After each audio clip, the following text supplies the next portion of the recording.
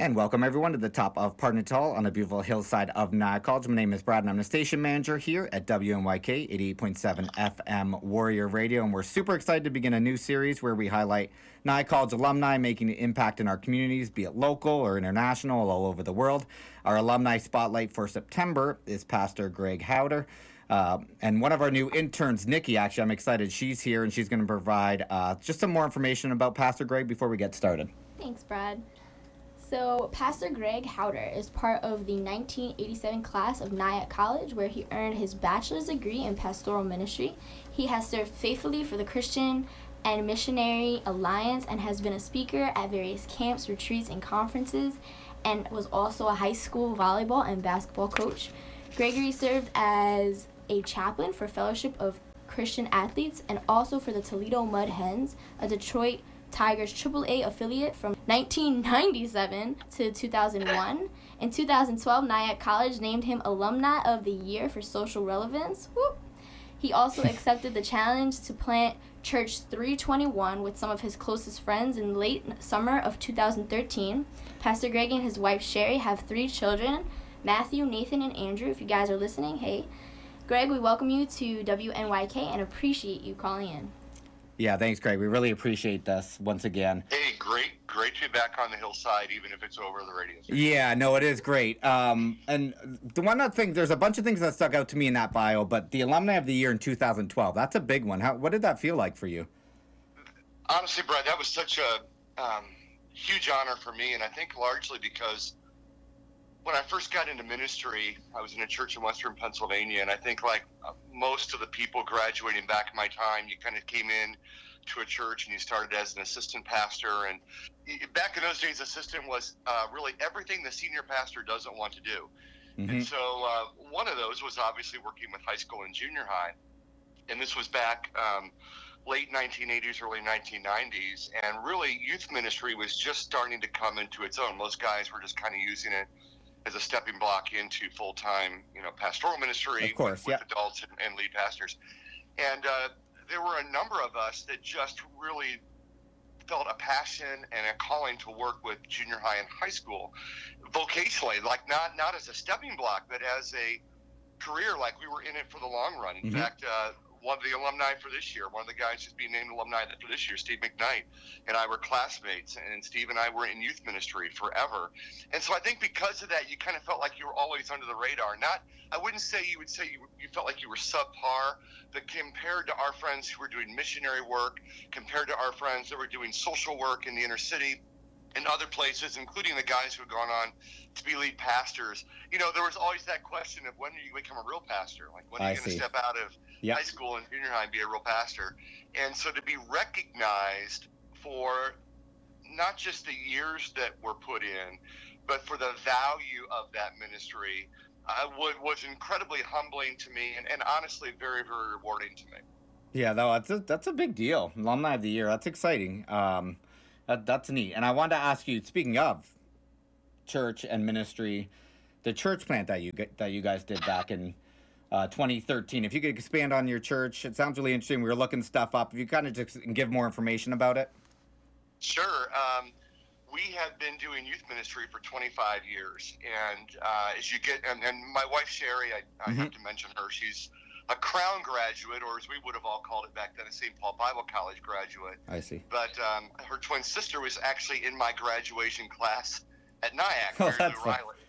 So we had been doing youth ministry for 25 years, and as you get into the 50s, it changes. How you do youth ministry changes. But you still feel like you are making a huge impact. But you get to that point where you start to say, like, what is next? And unless you were, and we were in a very, very large multi-site church here in Toledo with thousands of people coming, and we were involved in student ministries, but there was just sort of this inner sort of calling that God wanted us to do something else and to step out. And we had been with a group, a life group, a small group of guys, and my wife had been meeting with a small group of girls that we'd been friends with for 20 years, and God was just doing something remarkable in our midst. But we never would have thought about it being a church. We just knew God was doing something in us. We knew he wanted to do something through us, but we weren't quite sure what it was. And in the spring of 2013, myself and the church I was in just kind of decided we were at a different place with where things were going, and it was time to sort of separate ways. And it was a great understanding on both of our parts, but it leaves you going, what do you do next? And there was part of me, Brad, that really wanted to stay in youth ministry. And part of that was not just the passion for it, but I will be transparent enough to say there's a comfort level in doing what you've done after 25 years. Well, of course. You feel like you know what you're doing. Yep. And to step into a lead pastor role was always intimidating to me. My mom and dad were church planners, although they were never in full-time ministry. My dad was an accountant, but they had helped plant the church that I had grown up in.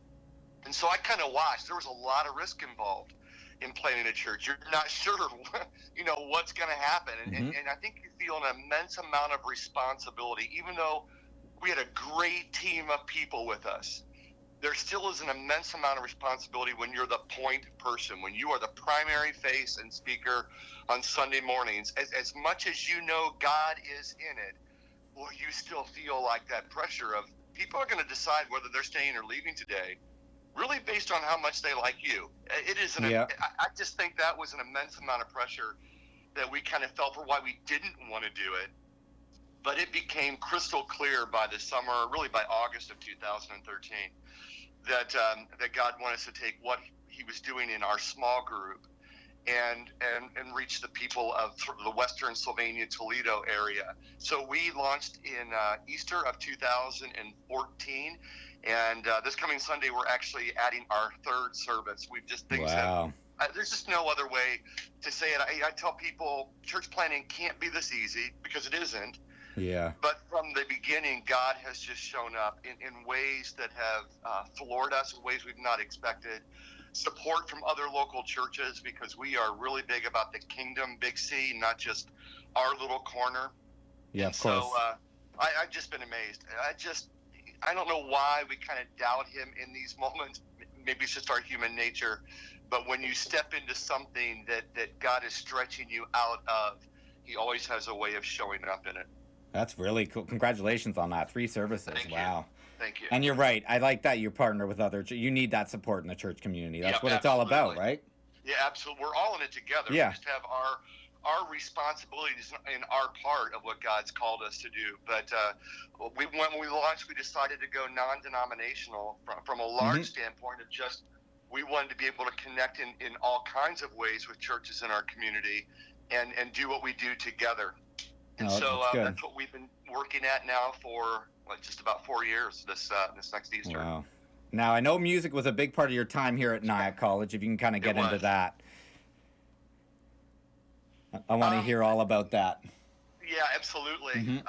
Back in the 80s, and probably the 90s too, it probably goes back to the 70s as well, because my youth pastor was one of the primary influences in my life. I grew up in a strong Christian home, but in my freshman year of high school, we won't say, well, it was 1979. My youth pastor, his name's Gordon Meyer. Gordon had come from Nyack, and then he'd gone to Asbury Theological, and he graduated and took the youth pastor position in my home church, and had such a strong influence on me and started telling me about Nyack. And he had toured with tour groups when he was on campus at Nyack. And so end of my freshman year, we had 2 groups, Proclamation and Commission, that were going out during the summer, and they were traveling to different churches, doing concerts, and then obviously recruiting students to come to Nyack. And I really didn't feel like I wanted to do that for my freshman year. You guys know how that is in your freshman year. You're kind of torn between your life at home and your life at school, and you're in that process of totally get it. Your life at school is really becoming your life anymore. Yeah. And I think when I came home that summer of my freshman year, I realized how much of my life was invested at Nyack. So by this time I ended my sophomore year, they were doing auditions for summer tour groups, and I decided to audition for Commission, and went out as a mixed group in 85, and then in 86 and 87 we were all guys groups. And that's awesome. Yeah, we traveled. I tried to think about this the other day. I think we were in 185 different churches, everywhere from Oregon and Washington State to Florida to Maine. So, I mean, it accomplished so much, Brad. You got to see a lot of the United States. That must have been awesome. Absolutely Yeah. was. Did You you? got to be in a lot of different churches too. Well, that's the thing, and you know who you're going to reach too, right? Yeah, yeah, yeah. And This I kind think, of Brad, back yeah. then, even then, God was really building all of us to passion work with high school students. Because all the guys that True. graduated, or all the guys that came out of that group in commission, all went into youth ministry except one. Wow. Yeah. That's great. Did you now? This could be kind of a tough question because there's a lot of good. Although I'm sure it's changed now too. But do you have a favorite prof from your time at Nyack? Oh, One that yeah. kind of stuck out. There were several. Yeah. Professor Nilsson. I really love Professor Nilsson. We did Wintrums back at Nyack at that point, which was in January. You didn't do a full semester. You had a couple of weeks where you could do specialized courses, and if you did 2 of them, that qualified you to do a January trip to like England or Israel. And so I was able to go to Israel my senior year, and that's Professor awesome. Nilsson led that trip. And there's just something about spending extended time with your professors where you see them out of the classroom that really wears off on you. They really impact your life. David Plenix, who was the Dean of Students. Oh yeah, I'm aware of him. Bruce, Yep, Richard Bruce was in the music department. Those guys traveled with us during the summer as chaperones in 86. In 87, they just left us on our own. But in 86, Yeah. they were with us. And when you spend time with your professors outside of the classroom setting, their values and their vision and their life and their walk with Jesus becomes really, really evident with you. Yeah, I get that. Professor Kukuro was the same way. For me, I was a pastoral ministries guy, so it was a lot of the guys in Bible back then. And then Professor Eldridge was another one that we had you couldn't call it a fraternity back then because it's Nyack College. You're not in a fraternity. It's not Nyack College. But our floor started one called Pi Upsilon Pi. And Professor Eldridge, because it was a student organization, Professor Eldridge was our staff advisor. So he would have us down to his house for Thanksgiving meals before we came home on break. It was just, they breathed life into you by the relationships you had with them. Well, that's community too, right? Absolutely, yep. How has your time, I feel like you've almost started to answer this sort of, but how has your time at Nyack impact you? I don't even know if there's a way to summarize it, Brad. Yeah. Because they were the best 4.5 years. I had to go an extra semester. Yeah. When you're a kid from Ohio and all of a sudden you're in New York City, you can spend a little too much time in New York City, and it ends up costing you an extra semester. Yeah. I think the other part of that is I threw myself into activities. I played basketball my freshman year, volleyball for the next 2 years after that, did Brooklyn Gospel Team on Friday nights. And so there were so many other things that I did, but unfortunately, those all took away from study time. Yeah.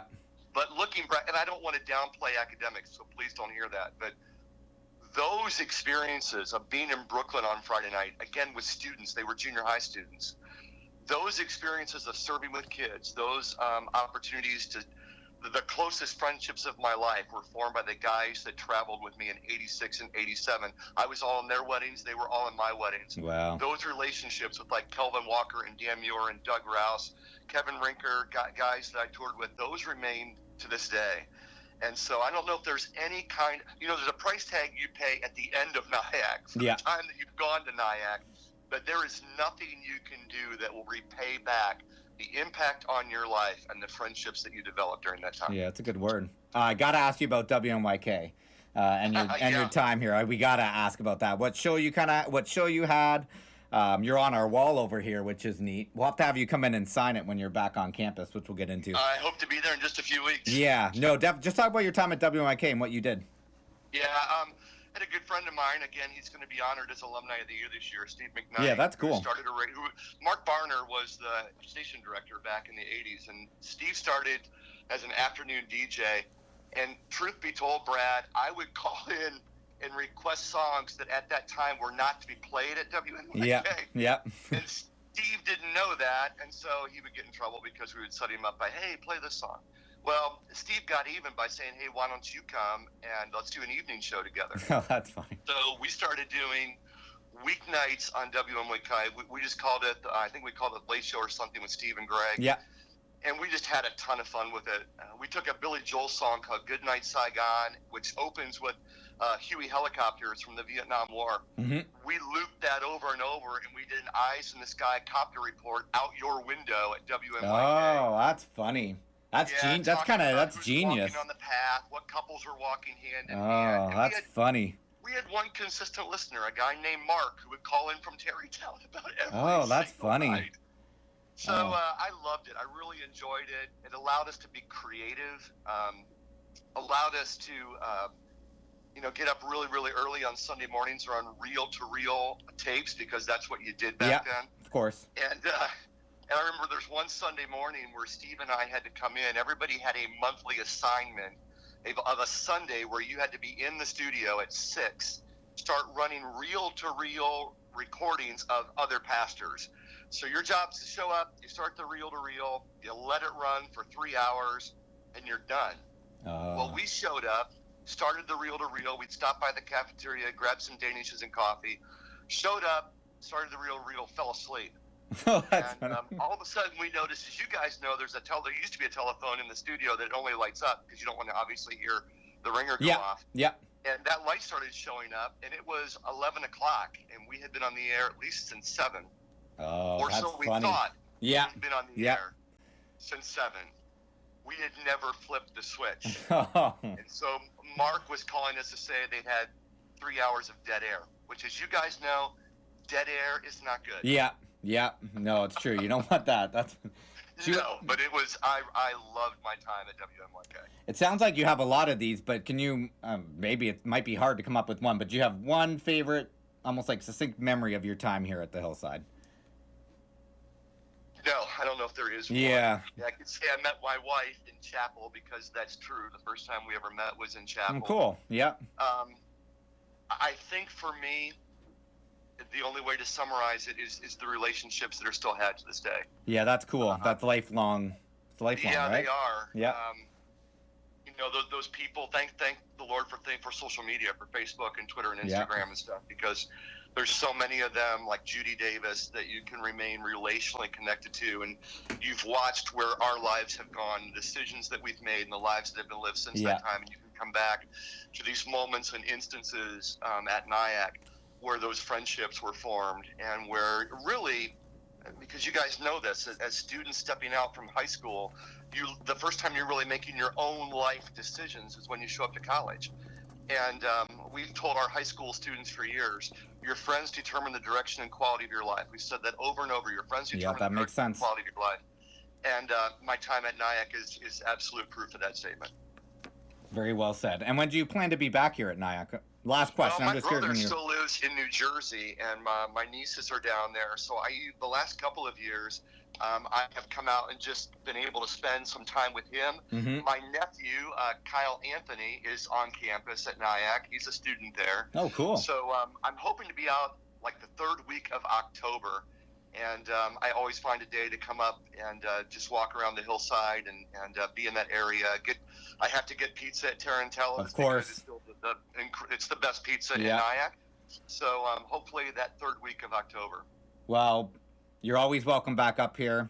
Thank you, Brad. Again, we just spoke to Pastor Greg Haueter. He's our alumni spotlight for the month of September. Anything else you want to add? Because that's everything I had. Nope, go Warriors. I'm so used to saying go Parsons, but that's old. So go Warriors. we still have that old purple throwback sign on our door here that I love. I actually love it. We're still purple and gold for many of us. Yeah, it still has the purple sign, and I was thinking, I'm like, even if they ever said, do you want to replace? I'm like, no, I like seeing that old purple font. It's pretty awesome. If there was some uniqueness with being the Fighting Parsons, you gotta throw that out there. Like, what in the world is that? Yeah, just know you're always welcome back up here.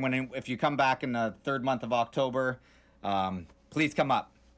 Thanks, Brad. Yeah, thank you again. We appreciate you doing this. Have a great night. Absolutely.